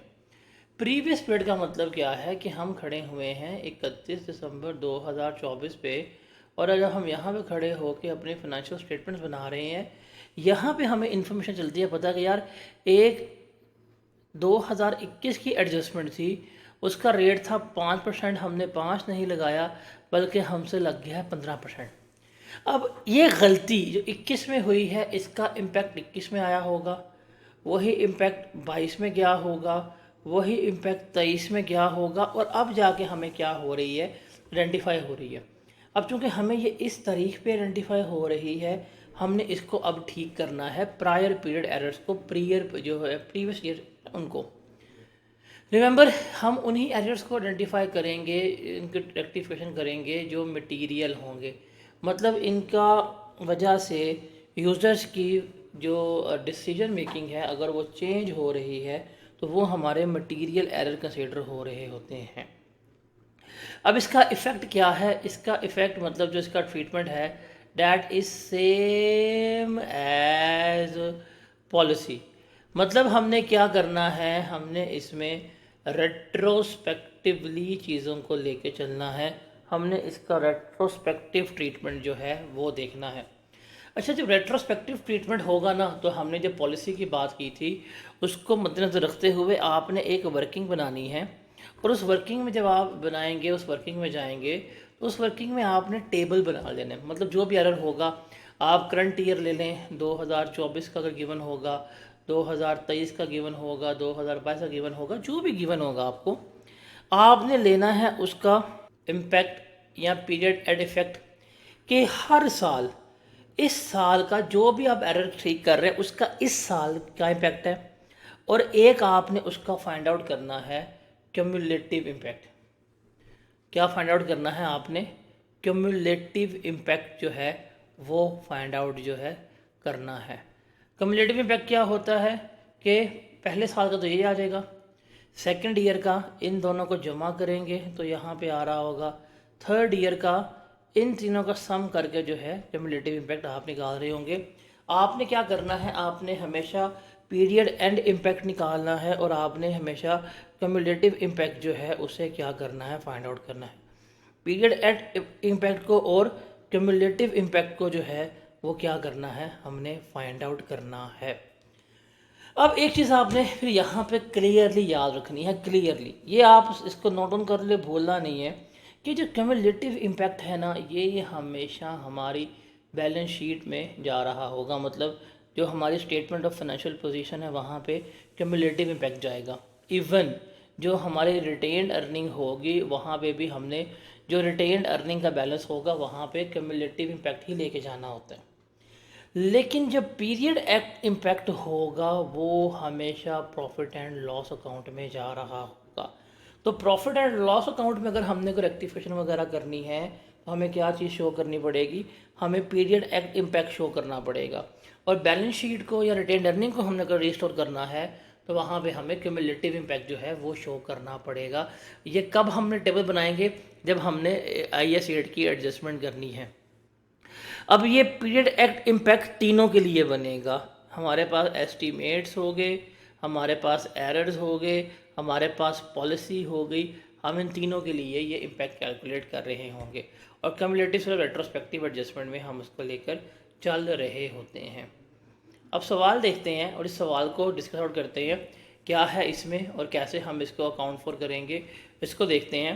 रिक्वायरमेंट है प्रिपेयर एक्सट्रैक्ट्स, हमने एक्सट्रैक्ट्स बनाने हैं from the statement of financial position and statement of profit and loss and statement of changes in equity including comparative figure for the year ended 30 June 2017। कहता है जी, following information has been extracted from the draft of Marbles Engineering Limited. ये बड़ा मज़े का सवाल है, past paper का, एक ज़माने में ये FAR 2 का सवाल था, और इसको हमने FAR 2 से निकाल के कहाँ पे ले आए हैं, हम इसको FAR 2 से निकाल के FAR 1 में लेके आ चुके हैं। ये बड़ा मज़े का सवाल है, मार्बलस इंजीनियरिंग वाला। उसने हमें गिवन की है स्टेटमेंट ऑफ फाइनेंशियल पोजीशन 2017 की, 2016 की। प्रॉपर्टी डिपार्टमेंट की 12 का 700 का, रिटेन अर्निंग 240 की, 275 की। उसने हमें profit for the year given किया है 8565 का। ओके, इसने हमें ये गिवन कर दिया। कहता जी इट वॉज आइडेंटिफाइड डैट, ये हमें लगा पता कि ML had incorrectly charge ₹375 million और 336.75 मिलियन एज मेंटेनेंस एक्सपेंस, कि इन भाई साहब ने गलती से 36.75 मिलियन का क्या चार्ज कर लिया है, मेंटेनेंस के तौर के ऊपर चार्ज कर लिया है, हालांकि ये इंस्टॉलेशन पे हुए थे। अब हुआ क्या है, अंग्रेजी पढ़ो। गलती हुई है कि ये 36.75 मिलियन जो है आपने प्रॉफिट एंड लॉस अकाउंट में शो कर दिए हैं। बेसिकली ये प्रॉफिट एंड लॉस अकाउंट का पार्ट नहीं बनना चाहिए था। जो भी हमारे पास एसेट की अमाउंट थी, जो भी कॉस्ट थी, उसमें 36.75 मिलियन ऐड होने चाहिए थे। अब हमने चूंकि एक्सपेंस आउट कर दिया, तो 2014 में अगर हम इसकी बात करें, ये गलती है। 2014 में हमारा एक्सपेंस जो है वो बढ़ गया था। एक्सपेंस बढ़ गया तो हमारा प्रॉफिट कम हुआ। प्रॉफिट कम हुआ तो मेरी रिटेन अर्निंग कम रिकॉर्ड हुई है, एक उसका इम्पैक्ट जो है आ रहा है, प्रायर पीरियड एरर। दूसरा, जब हमने इसे कैपिटलाइज किया ही नहीं है तो इसकी वजह से इसकी डेप्रिसिएशन भी कम आई होगी, हमारे एस्टीमेट भी चेंज हो रहे हैं। तो इसमें एक तो मेरा एरर भी है, एरर भी रेक्टिफाई है, और इसमें एस्टीमेट भी चेंज हो रहा होगा, उसको देखेंगे। फिर है इन view of significant change in the expected pattern of economic benefits, आपके एक बेनिफिट्स इकोनॉमिक बेनिफिट चेंज हो गए इक्विपमेंट के। It has been decided to change the depreciation method from reducing straight method. Now this is change in estimate, कि आप क्या कर रहे हैं, आप मेथड ऑफ डेप्रिसिएशन क्या कर रहे हैं, अपना चेंज कर रहे हैं। इक्विपमेंट लिया था 1 जुलाई को, ठीक है, और उसकी कॉस्ट है 80 मिलियन थी, स्क्रैप वैल्यू 5 साल थी, और स्क्रैप वैल्यू 16 मिलियन थी, लाइफ 5 साल थी, रेट 26.75 मिलियन है, इसको हमने कन्वर्ट करना है। फॉलोइंग बैलेंसेस उसने हमें गिवन किए हैं 30 जून 2015 के, डैट इज़ PP 650 का, रिटेन अर्निंग 180 की थी। मतलब इसने हमें ये जो बैलेंस गिवन किए हैं ये 30 जून 2015 के हैं, और ये कम जुलाई 2015 के इसने हमें गिवन किए हैं 16। तो हम क्या करेंगे, हम इसको अर्लीस्ट पॉसिबल पे रीस्टेट कर रहे होंगे, बिकॉज जहाँ पे हमने IAS रेट अप्लाई करना है वहाँ पे हमने रीस्टेटमेंट करनी है, और रीस्टेटमेंट वहाँ तक करते हैं जहाँ तक प्रैक्टिकेबल हो। तो अब यहाँ पे चूँकि उसने हमें डाटा गिवन किया है 30 जून का, तो मैं 30 जून के ओपनिंग मतलब मैं 1 जुलाई 2014 तक क्या कर सकता हूँ, इसको रीस्टेट कर सकता हूँ। तो ये सवाल समझ आया आप लोगों को? ये 2 एडजस्टमेंट ज़रा रीड करके देखें, आपको समझ आई हैं। If these 2 adjustments are clear to you, इसमें हम करने क्या लगे हैं, फिर आप बताएं, हम जल्दी से जो है इसको सॉल्व करते हैं। अब इसको हम सॉल्व करते हैं। एक चीज़ हमें रीड करते पता लग गई कि भाईजान 2 चीज़ें हैं, एस्टीमेट है, एस्टीमेट जो है वो बड़ा आसान है। हमने क्या करना है, जो WDV है उससे कॉस्ट पे मूव कर देना है, उस पर हमने स्ट्रेट लाइन मेथड पे मूव करना है। और एरर है, एरर भी हमें आइडेंटिफाई हो गया कि एक चीज़ जिसको एक्सपेंस आउट किया था उसे ऐड बैक करो और उसको फिर कैपिटलाइज करो, और उसके ऊपर फिर हमने क्या करनी है, डेप्रिसिएशन कैलकुलेट करनी है। तो ऐसा होगा तो सबसे पहले आप क्या करेंगे, यही वर्किंग बनाएंगे जिसे हम कहते हैं करेक्शन ऑफ एरर नॉर्म, ठीक है। ये आप करेक्शन ऑफ एरर की वर्किंग बनाएंगे जिसमें आपने 2 चीज़ें निकालनी होती हैं, एक है पीरियोडिक इम्पैक्ट और दूसरा है क्यूमुलेटिव इम्पैक्ट, जो है वो आपने फाइंड आउट करना होगा। अब जहाँ तक प्रैक्टिकेबल है हमने वहाँ तक करना था ना एरर को रेक्टिफाई। तो देखें, मुझे उसने 17 का डाटा गिवन किया, 16 का गिवन किया, और 15 का भी उसने मुझे PPE का वैल्यू और रिटेन अर्निंग की वैल्यू गिवन कर दी। इसका मतलब PPE ये 14 तक तो मैं इसको लेके जा सकता हूँ, 15 तक तो मैं क्या करूँगा, इसको 15 से ही करूँगा। अब 15 में क्या हमने करना है, देखें इसने कहा कि 36.75 मिलियन को हमने एक्सपेंस आउट कर दिया था, ये एक्सपेंस आउट नहीं होनी चाहिए थी, लेस किया था। हम क्या करेंगे, इस रिवर्सल ऑफ मेंटेनेंस को ऐड बैक कर देंगे, ये ऐड कर लिया। अब इस 36.75 को जब हम कैपिटलाइज करेंगे, 36.5 मिलियन से हमारी क्या हो जाएगी, एसेट की कॉस्ट बढ़ जाएगी। अब एसेट की कॉस्ट बढ़ जाएगी तो एसेट की डेप्रिसिएशन भी बढ़ जाएगी। हम इस 36.75 को डेप्रिशिएट भी कर देंगे, हमारी डेप्रिसिएशन कितनी आ रहेगी, 9.19 जो है हमारी डेप्रिसिएशन आ रही होगी। अब डेप्रिसिएशन बढ़ रही है, इस साल हम क्या करेंगे, उससे एक्सपेंस आउट करेंगे, लेस करवा देंगे, अगले साल भी लेस होगी और उससे अगले साल भी ये लेस हो रही होगी। तो ये इम्पैक्ट आया एरर का। जिस साल एरर हुआ था हमने उस साल उसको रीस्टेट किया और उससे अगले 3 साल हम उसको लेके आ गए, तो ये हमारा इम्पैक्ट आ गया। और इसमें है that is change in life, और जो हमने इक्विपमेंट परचेज़ किया था यकम जुलाई 15 को, उसकी जो है लाइफ चेंज हो रही है, तो वो 16 में जाके हम क्या करेंगे, रिफ्लेक्ट कर रहे होंगे। That is your changes in estimate. तो उसकी तरह हम देखते हैं क्या है, कैसे है और किस तरह से है। देखें, हमने एसेट लिया था 80 मिलियन का 1 जुलाई 2015 को। अब 1 जुलाई 2015 को हमने एसेट लिया 80 मिलियन का, हमारे पास जो रेट था 27.5% था। तो 80 के ऊपर आपने डेप्रिसिएशन रेट लगाया 80 इंटू 27.5%, तो आपकी डेप्रिसिएशन आ रही थी डैट इज़ 22 मिलियन।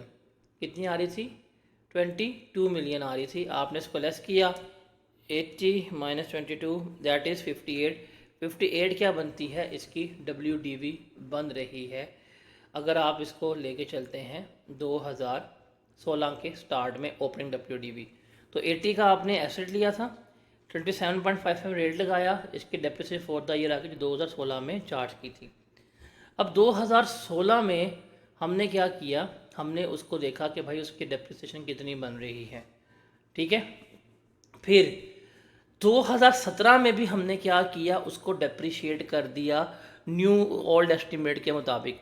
अब 2017 की अगर हम बात करें तो 80 का एसेट था हमारे पास, 22 हमने इसको किया हुआ था, तो मेरी बुक वैल्यू बन रही थी 58। मैंने इस साल भी इस 58 को WDV के ऊपर ही क्या कर दिया, डेप्रिशिएट कर दिया, जिसकी वजह से इस साल जो मैंने इसकी डेप्रिसिएशन रिकॉर्ड की है वो 15,9.5 है, जो 17 में रिकॉर्ड की। हालांकि वो कहता है 17 में हमारा एस्टीमेट चेंज हो गया। एस्टीमेट चेंज होता है, हम उसको स्टार्ट ऑफ द ईयर से लेके आते हैं। अब एस्टीमेट चेंज हुआ था तो उसने कहा था कि हम उसको रिड्यूसिंग बैलेंस मेथड से स्ट्रेट लाइन पे लेके जाएंगे, 5 साल लाइफ होगी और 16 मिलियन जो है कॉस्ट होगी। तो न्यू एसेट के मुताबिक ये साल जब शुरू हुआ था, न्यू एस्टीमेट के मुताबिक 58 WDV at that value time थी, 16 उसकी जो है WDV थी। रिमेनिंग लाइफ में हम इसको डिवाइड करेंगे तो हमारे पास डेप्रिसिएशन आ जाएगी 58 माइनस 16 डिवाइडेड बाई 4, ये बनेगी हमारे पास 10.5। अब न्यू एस्टीमेट के मुताबिक इसकी डेप्रिसिएशन बननी चाहिए 10.5। मैंने इसको ओल्ड एस्टीमेट के मुताबिक ही कैलकुलेट किया है 15.95। मैंने कितनी इजाफी डेप्रिसिएशन रिकॉर्ड की हुई है, अभी हम रिकॉर्ड करते हैं, दैट इज़ 5.45। तो 5.45 से हमने डेप्रिसिएशन ज़्यादा रिकॉर्ड की है। ये डेप्रिसिएशन हम क्या करेंगे 2017 में रिवर्स कर रहे होंगे। तो जो एरर था उसका हमने नोट बना लिया। मुझे लग गया भाई 15 में ये चीज़ ऐड बैक होनी है, ये चीज़ लेस होनी है, ये आ गया पीरियड एंड इफेक्ट। 16 का पीरियड एंड फ्राइडे इफेक्ट ले लिया और 17 का ले लिया। फिर हमने कम्युलेटिव इम्पैक्ट भी ले लिया कि भाई ये 27 है, इस 27 में ये नेगेटिव जमा किया, रिमेनिंग ये रह गया, इसमें ये जमा किया, रिमेनिंग हमारे पास कम्युलेटिव इम्पैक्ट जो हैं वो आ जाएंगे। तो इस तरह से हम क्या कर रहे होते हैं, अपना पीरियड एंड इम्पैक्ट और कम्युलेटिव इम्पैक्ट जो है वो हम क्या करते हैं, कैलकुलेट कर लेते हैं। जब हमने ये कैलकुलेट कर लिया, अब हम आएंगे और अब हम इनको रेक्टिफाई करेंगे जहाँ तक पॉसिबल है। अब उसने हमें 15 का डाटा गिवन किया था, 15 में PP ही था 650 का, तो हम क्या लिखेंगे भाई 650 का PP ही था। और मैंने कहा था कि पीरियड जब हम लेंगे बैलेंस शीट के ऊपर तो कम्युलेटिव इम्पैक्ट आएगा, तो इस पर 27.56 जो है ये हम किस में ऐड करेंगे, ये हम एसेट की कॉस्ट में ऐड कर देंगे, ऐड हो गया। फिर 2016 के स्टार्टिंग में 612 की था PP, 2016 का कम्युलेटिव इम्पैक्ट था 18.37, हम देख लेंगे जी 612 जब 18.37 630.37 हो गया। फिर 2017 का PP की बात करें, 700 का हमारा PP था 17 में, 700 का PP था हमारा, और हमने हमारा यहाँ पे आया था कम्युलेटिव इम्पैक्ट 9.18 हम ये ऐड करेंगे, और हमने यहाँ पे 5.45 से डेप्रिशिएट ज़्यादा किया हुआ था, हमने ज़्यादा डेप्रिशिएट कर दिया, इसको रिवर्स करेंगे तो ये भी ऐड बैक हो जाएगा।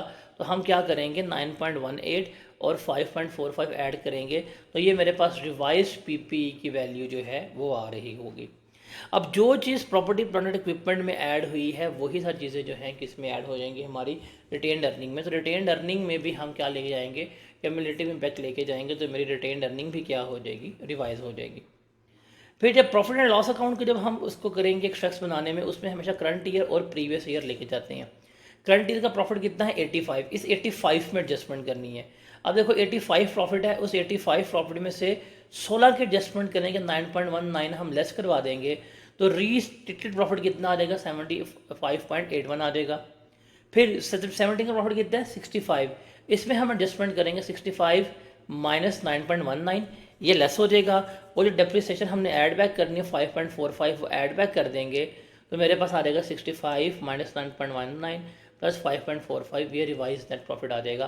तो प्रॉफिट में हम क्या लेते हैं, पीरियोडिक इम्पैक्ट ले रहे होते हैं। और जब हमने statement of changes in equity के एक्सट्रैक्ट्स बनाने हैं, तो हमने स्टार्ट करना है अर्लीस्ट बैलेंस पे। 180 था, हमने यहाँ पे लिख लिया जी 180, ये ओपनिंग बैलेंस था। इस 180 में 2016 का हमने क्यूमुलेटिव इम्पैक्ट ऐड किया 27.56, तो ये आ गया जी। अब ये मेरे पास जो बैलेंस आएगा इसे हम कहते हैं ओपनिंग रीस्टेटेड बैलेंस। मतलब ये लास्ट ईयर का जो ओपनिंग बैलेंस था हमने उसको क्या कर लिया, रीस्टेट कर लिया, उसमें प्रीवियस जितनी भी एडजस्टमेंट्स थी वो हमने क्या कर ली हैं, उसमें प्रीवियस जितनी भी एडजस्टमेंट्स थी वो हमने करके उस बैलेंस को रीस्टेट कर दिया। अब इसमें जो है प्रॉफिट्स फॉर द ईयर जो है एडजस्ट करते हैं। 16 का प्रॉफिट 75.81 था, वो हम बीच में ऐड करेंगे।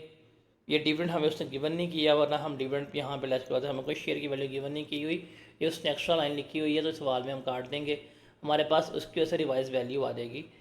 उसके अलावा 16 की फिर हमारे पास आ जाएगी ओपनिंग बैलेंस इक्विटी का, उसमें हम ऐड करेंगे प्रॉफिट फॉर द ईयर, जो हमने यहाँ पर रिवाइज प्रॉफिट निकाला था 61.26, मेरे पास क्लोजिंग वैल्यू आ जाएगी डेट इज़ 289.63। तो इस तरह से हम क्या कर रहे होते हैं, इसको रीस्टेटमेंट कर रहे होते हैं। तो basically that is your restatement. इसमें ये अकाउंट सीखो बनाना, ये वर्किंग अकाउंट कह रहा हूँ, ये वर्किंग सीखनी है आपने, जिसमें पीरियोडिक इम्पैक्ट निकालना है और क्यूमुलेटिव इम्पैक्ट निकालना है। पीरियोडिक इम्पैक्ट हमेशा जाएगा प्रॉफिट एंड लॉस अकाउंट में, और क्यूमुलेटिव इम्पैक्ट कहाँ जाएगा, हमेशा बैलेंस शीट में और रिटेन्ड अर्निंग में जा रहा हो। क्लियर है ये। अब रेट्रोस्पेक्टिव रीस्टेटमेंट पे लिमिटेशन क्या होती है, हमारे पास ओपनिंग बैलेंसेस नहीं गिवन होते, क्योंकि जब रेट्रोस्पेक्टिव रीस्टेटमेंट की बात करेंगे जितना अर्लीस्ट पॉसिबल हो, जितना हम पहले जा सकते हैं हमने वहाँ तक की रीस्टेटमेंट करनी है, जितना हम पहले जा सकते हैं हमने वहाँ तक की क्या करनी है, रीस्टेटमेंट करनी होती है। अब लिमिटेशन क्या है, डाटा गिवन ना हो, हम माजिम जान सकते, या समटाइम्स हमारे पास इंफॉर्मेशन कंप्लीट ना हो, हम क्यूमुलेटिव इम्पैक्ट ना निकाल पाएँ, कंपैरेटिव की इन्फॉर्मेशन हमारे पास पूरी ना हो, तो ये इसकी लिमिटेशंस वगैरह जो हैं वो होती हैं। अब ये डिस्क्लोजर है एरर्स का, ये डिस्क्लोजर है एरर्स का, हमने उसका डिस्क्लोजर पढ़ा था अकाउंटिंग पॉलिसी का। अब एरर का डिस्क्लोजर है, जब हम एरर रेक्टिफाई करेंगे प्रायर पीरियड, तो हम बताएंगे भाई नेचर क्या थी एरर की, एरर है क्या था, हर पीरियड के लिए बताएंगे कि कहाँ तक प्रैक्टिकेबल था, हमने एरर को रीस्टेट किया है, और अगर ईपीएस रिवाइज होती हुई तो हम उसका ईपीएस रिवाइज करके भी देंगे। फिर कहाँ तक, किस अर्लीस्ट पीरियड तक आपने करेक्शन ऑफ एरर की है वो बताएंगे। अगर रेट्रोस्पेक्टिव रीस्टेटमेंट इम्प्रैक्टिकेबल है, कहाँ तक इम्प्रैक्टिकेबल थी वो भी आप बता रहे होंगे, और कैसे आपने इसको ठीक किया है वो सारा कुछ आप बता रहे होंगे। ठीक है। अब जैसे ये भी जब हमने सवाल किया, इसकी वर्किंग की है, अगर इसमें एरर हो के जब करेक्शन ऑफ एरर बनाएं, करेक्शन ऑफ एरर नॉट बनाएं और चेंज इन एस्टीमेट बनाएं, तो आपने सिंपल क्या करना है, आप बताना है आपका एरर हुआ क्या क्या था। तो आप ये वर्किंग बनाएंगे, इस वर्किंग में आप पीरियोडिक इम्पैक्ट निकालेंगे और क्यूमुलेटिव इम्पैक्ट निकालेंगे, जो भी हम निकाल के आए हैं। जब हम करेक्शन ऑफ एरर नोट बनाएंगे, उसमें सिंपल होगा कि भाई बैलेंस शीट में हमारा एरर है क्या था, नोट में हम सिंपल कह देंगे कि हमें लगा पता कि जी इंस्टॉलेशन कॉस्ट 36.75 मिलियन थी, वो कैपिटलाइज होनी चाहिए थी, वो नहीं हुई थी, वो एक्सपेंस हो गई थी, तो ये हमारा एरर था। अब उसका इम्पैक्ट क्या आएगा 15 में और 16 में, आपने निकाला होगा क्यूमुलेटिव इम्पैक्ट, आप बता देंगे कि जी 15 में इस वैल्यू से मेरा पीपी इंक्रीज़ होगा, 16 में इस वैल्यू से मेरी क्या होगी, पीपी इंक्रीज़ होगी। 15 में इस वैल्यू से मेरा क्या होगा, रिटेन अर्निंग इंक्रीज़ होगी, 16 में इस वैल्यू से मेरी रिटेन अर्निंग इंक्रीज़ होगी। और इसका प्रॉफिट एंड लॉस अकाउंट पे इम्पैक्ट क्या होगा, वो आपने पीरियोडिक इम्पैक्ट ना लास्ट ईयर का बता देना कि भाईजान ये मेरा पीरियोडिक इम्पैक्ट आ रहा है। और अगर चेंज इन एस्टीमेट था, जैसे हमारा यहाँ पे डेप्रिसिएशन मेथड चेंज हुआ था, तो आप इसका एस्टीमेट चेंज भी गिवन करेंगे कि यार हमारा जो मेथड था डैट वो straight line reducing balance method, उसको हमने स्ट्रेट लाइन पर रिवाइज कर दिया है। इसकी वजह से मेरे डेप्रिसिएशन में 5.45 की कमी आई है। अब चूंकि मेरे डेप्रिसिएशन में कमी आई है तो उसको मैंने क्या कर दिया, रिवाइज कर दिया, तो वो हमने वर्किंग बनाई है। अब आप देखिए, चाहे आपके पास सवाल नोट का हो, चाहे आपके पास सवाल डिस्क्लोजर का हो, चाहे आपके पास सवाल एरर का हो, वर्किंग आपकी ये कॉमन बननी है। ये वर्किंग आपने लाजमी बनानी ही बनानी है। आप ये वर्किंग बनाएंगे और इस वर्किंग को बनाने के बाद अगर आपने एरर नोट बनाना है तो बड़ा आसान है। एक्सट्रैक्ट्स में तो चीज़ों को प्रॉपर आपने क्या करना है, रिकॉर्ड करना है। एरर नोट बड़ा आसान है कि जो आप ये वर्किंग बनाएंगे इसी को उठा के बने भाई इससे ये इंक्रीज़ है, इससे ये डिक्रीज़ हो रहा है, तो आपका अकाउंटिंग एरर नोट जो है वो क्या हो जाएगा, कंप्लीट हो रहा होगा।